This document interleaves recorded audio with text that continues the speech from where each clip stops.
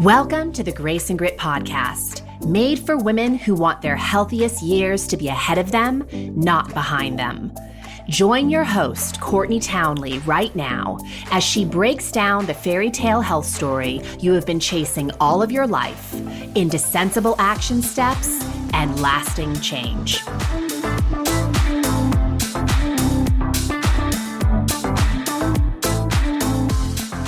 Hello, my friends, and welcome to the Grace and Grit podcast. I hope you are doing awesomely well.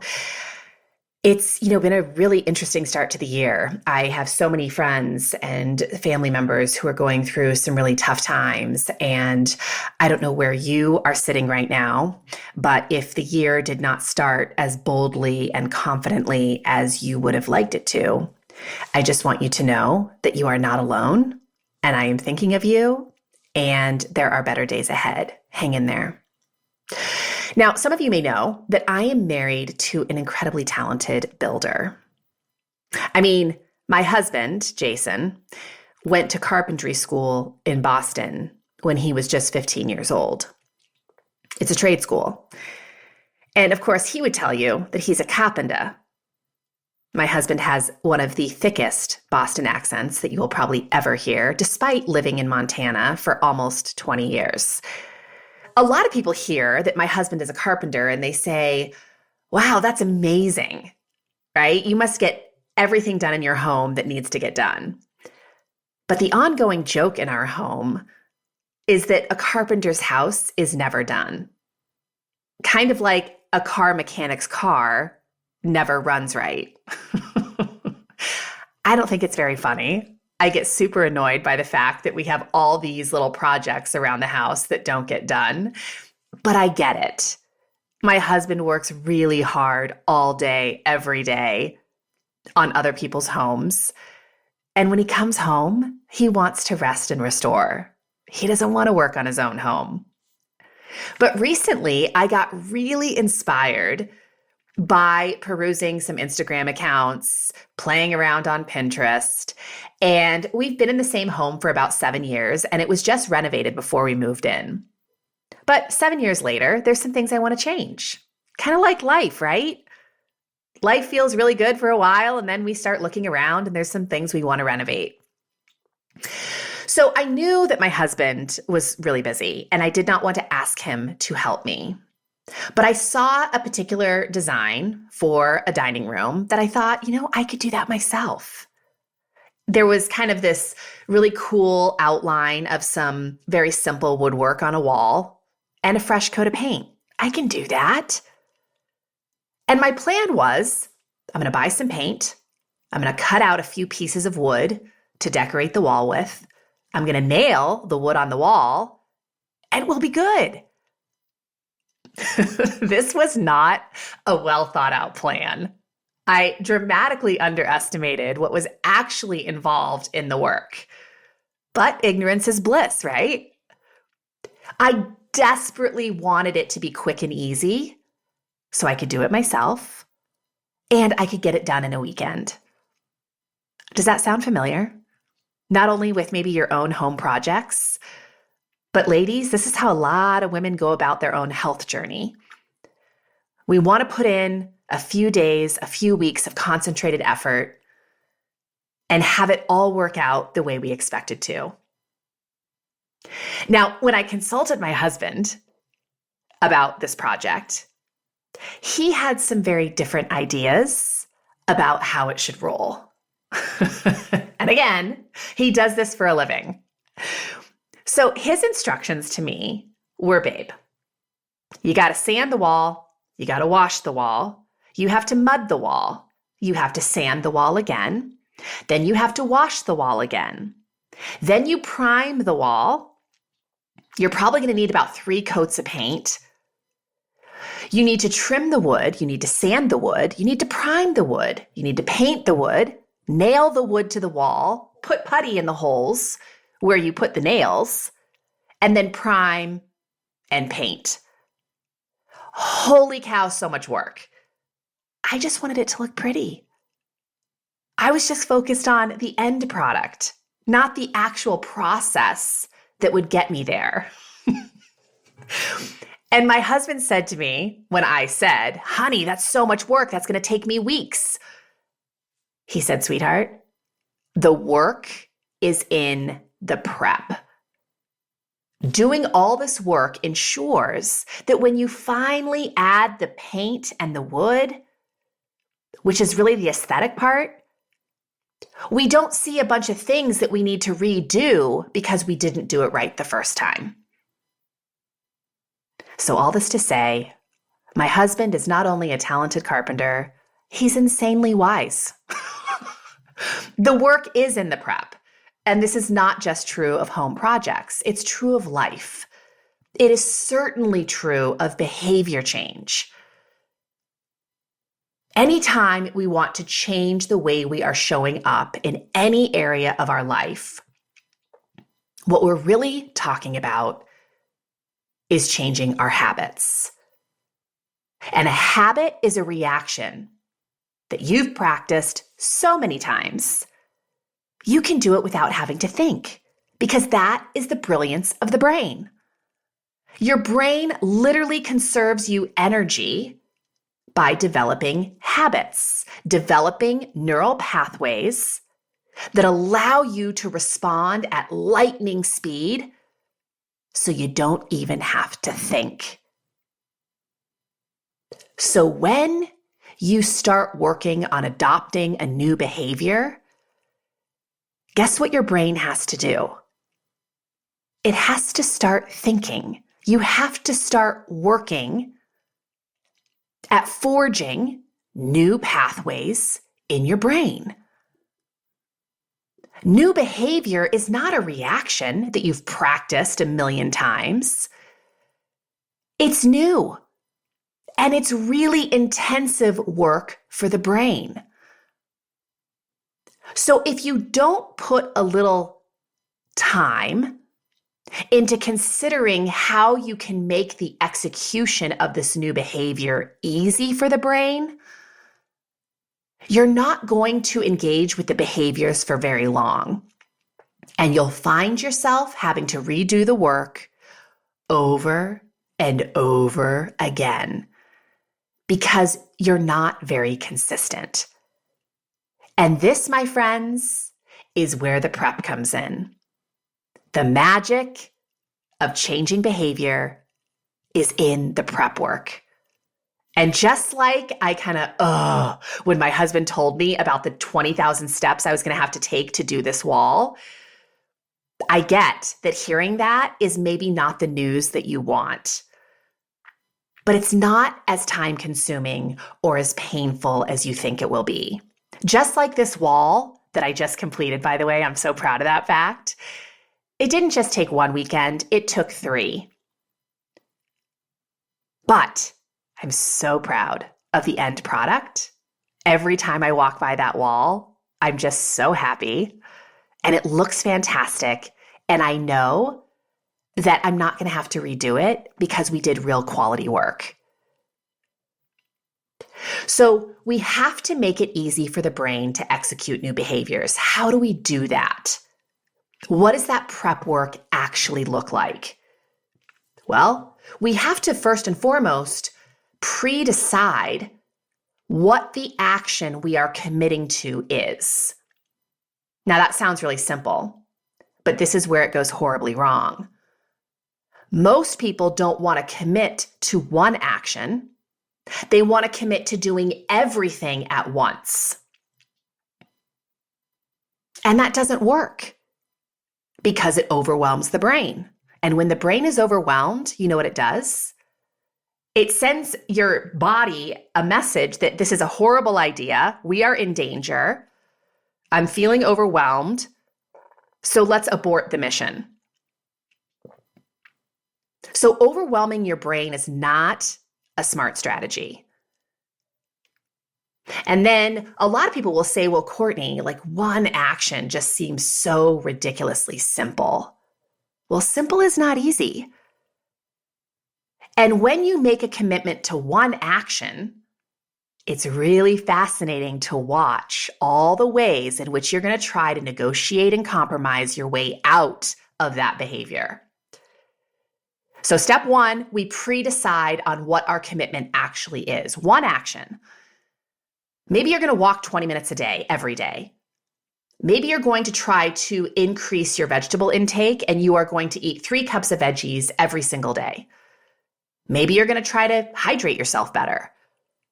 So you focus on a number. I'm going to strive to get in 64 ounces of water a day. Notice what all these things have in common. They are specific. They are small and they are specific. Step 2 in the prep work is we have to pre-decide when the heck we are going to do this thing. So if your commitment is a 20-minute walk every day, when are you going to do it? Because if you just tell yourself you're going to take a 20-minute walk every day, you know how that's going to work out. The time is never going to show up because you haven't carved out that time. So maybe you decide every day after lunch, I am going to take a 20-minute walk, which, by the way, walking after a meal is a beautiful thing to help stabilize your blood sugar, to help process and digest that food. Doesn't have to be an aggressive walk. If your commitment was the 3 cups of veggies, maybe the clarity you have is every meal I eat, every primary meal, breakfast, lunch, and dinner, I am going to add 1 cup of vegetables to each meal. Again, notice the specificity of declaring exactly when I'm executing this new behavior. Now, the third step is we want to put some thought and consideration into how we can make this new thing super easy. Because your brain has so much work to do every day, right? You're managing a household, you're managing a career, you're managing hobbies and family and friends and a ton of to-dos. So while a new behavior may seem like a simple thing, on top of an already overworked brain, it can become a very difficult thing. So how can we make it really easy to execute this thing? Well, maybe with the 20-minute walk, you are going to have an accountability partner at work, somebody who goes with you every day. That would make it easy. That would also make it fun. You have shoes that you've brought that you can wear on your walk. With the vegetables, maybe you decide every night at dinner when you're cooking dinner, you're going to cut up some extra veggies. So you have a Tupperware container in your refrigerator that you can just pull from. Because we all know part of the barrier to eating more vegetables is that we have to prep the veggies. We have to wash them, we have to cut them up. And if that's already done, so much easier to execute. Maybe if your goal is water, a way to make that easier is you always make sure you have water with you. I would also say use a water bottle that you actually like drinking out of. I've had lots of water bottles over the years that I just didn't like the mouthpiece. And then that prevented me from actually drinking more water. So I have found, and this is just for me personally, I'm not necessarily recommending it for you, but I have found for me to drink more water, I need to have a water bottle that either has a straw or has a wide mouth that I can just unscrew and drink out of. The fourth step in our prep work is predicting obstacles and strategies. So when I'm coaching a client and together we come up with, what the next right step is for this person to commit to, which really is their work, right? They're coming up with that commitment. I'm just helping them to find the commitment. And when they are dead set on what that next right step is, the behavior that they want to focus on, the question I ask them is, why aren't you going to do it? What is going to get in the way of you executing this thing? For example, with the 20-minute walk, we're committing to taking every day at lunch. It might be pouring rain outside. So maybe you decide, if that happens, I'm going to walk the stairs in my office building. I'm going to close my office door and do a few minutes of movement. It's essentially having a plan B. With your veggies, I may not feel like eating them. That definitely happens, right? We plan this really healthy dinner, and then your partner comes home and says, "Hey, babe, I'm going to order pizza tonight." And in those moments, we have to remind ourselves, why is this even a goal? So what might happen tonight or today that will deviate you from your plan? And when you can identify the obstacle, it also presents you with an opportunity to put forethought into the strategies for moving through it. And think about this, right? We plan for trips. We book our tickets to travel. Or if it's a road trip, we map out the way we're going to get there.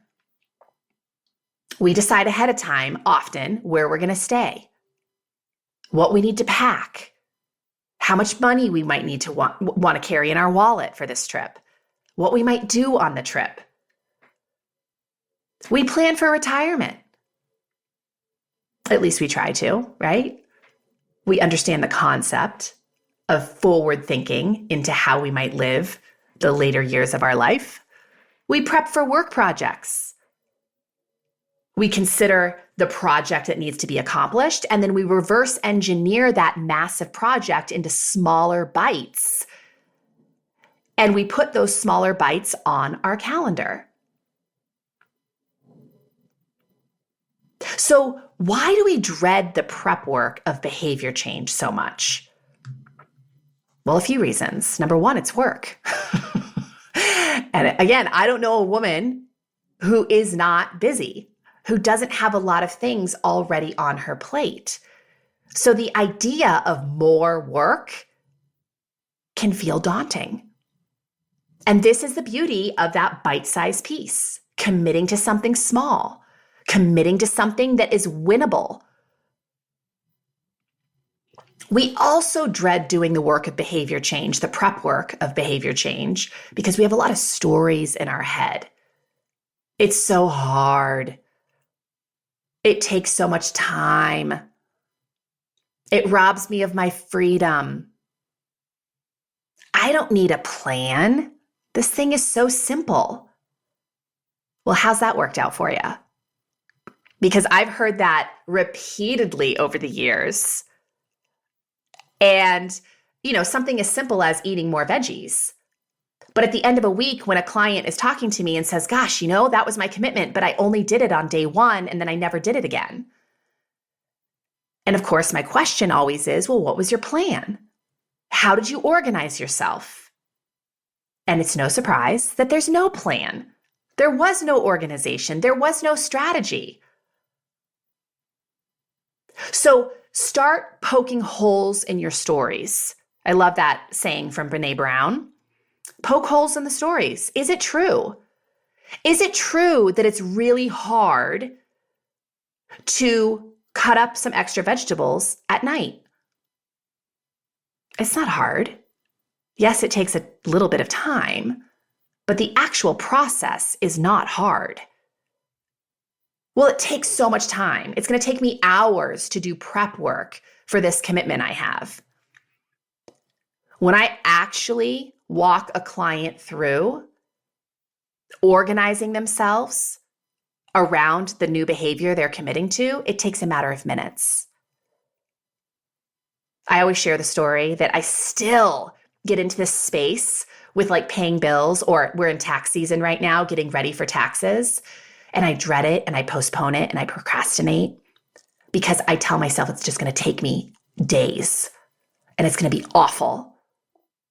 And when I sit down to do it, it really doesn't take me that much time. We also avoid doing the prep work of behavior change Because it's a way of failing in advance. If I don't make a commitment, if I don't do the prep work of that commitment, if I don't organize myself to make it easy to execute this thing, I don't have to do it. I don't have to show up. It's a way of failing in advance. I don't believe I'm going to be successful, so why even try? And one final point that I want to mention here for why we don't do the prep work is we simply don't make time. And again, that goes back to all the stories we tell ourselves. I don't have time. But I want to remind you that when I work with clients and they are taking just 5 or 10 minutes first thing in the morning to organize their day and to ensure that that one commitment is showing up somewhere on their schedule, it's revolutionary to their day. Their whole day rolls differently because they took 5 freaking minutes.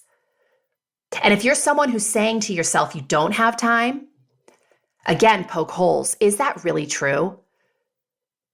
Are you wasting time on social media, on watching Netflix, on other things that are not in alignment with what you really want for your life? I bet you could reclaim 5 minutes from one of those spaces. So whatever your stories you're telling yourself, whatever your reasons are for not spending time doing the prep work, I want to encourage you to ask yourself the question, how is it working? And if it isn't working, consider leaning into the discomfort of trying something different.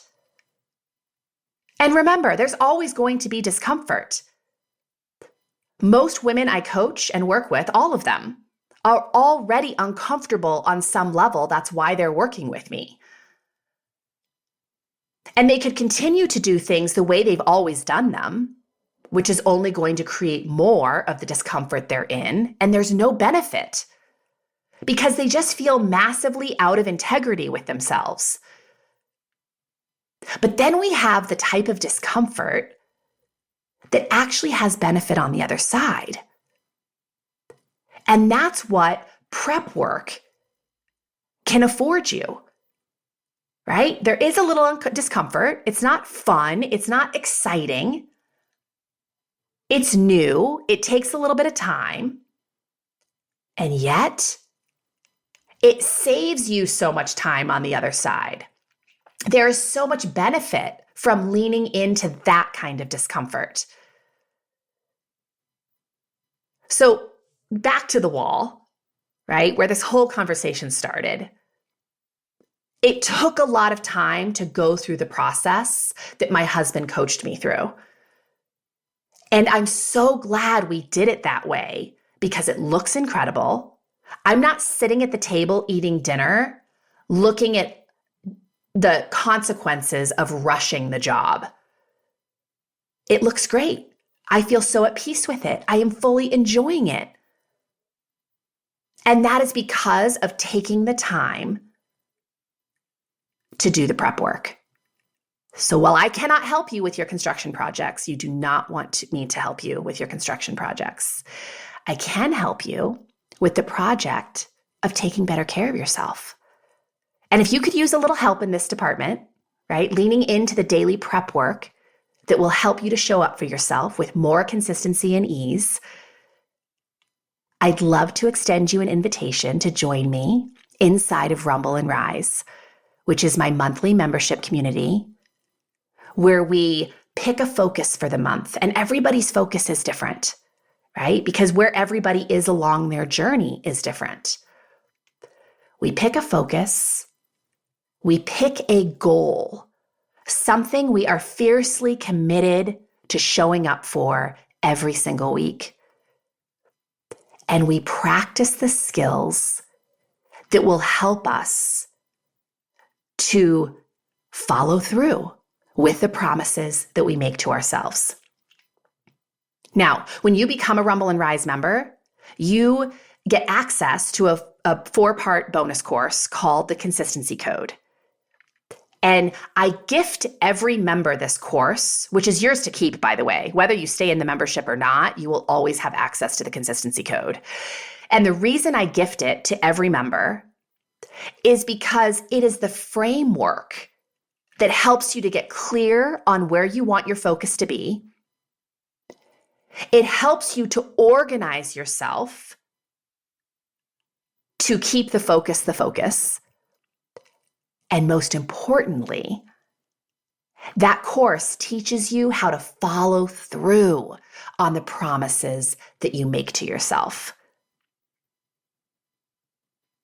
So remember, my friends, the magic of success is really in the prep work. And what are you doing each day to allow yourself to execute new behaviors easily? And if you're not doing anything, that's okay. You don't need to beat yourself up. You don't need to tell yourself dramatic storylines. Simply acknowledge that, accept that, and make a new decision based on that. Oh, wow, I'm really not doing anything in advance right now to make this easier for myself. What might I do? Do I need to scale back my commitment? Have I scheduled this commitment? Have I predicted some of the obstacles that might become a barrier to me actually following through? If you do those things, I guarantee you're going to show up with more ease and more consistency for yourself. And wouldn't that be awesome? All right, that's all I have for you today. I hope you have a fantastic week ahead, and I will see you again next week. Take care, my friends.